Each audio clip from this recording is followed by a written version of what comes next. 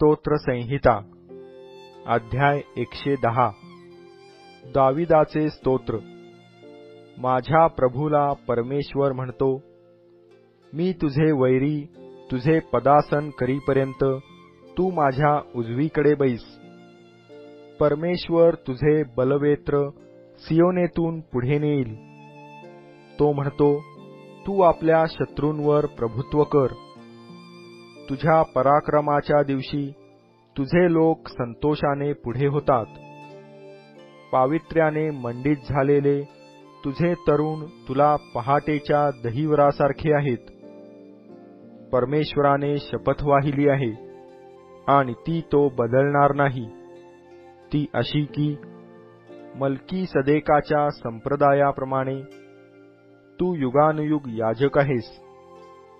तुझ्या उजव्या हाताकडे असलेला प्रभू आपल्या क्रोधाच्या दिवशी राजांचा बिमोड करील। तो राष्ट्रांमध्ये न्यायनिवाडा करील। रणभूमी प्रेतांनी भरील। चोहोकडे मस्तके फोडील।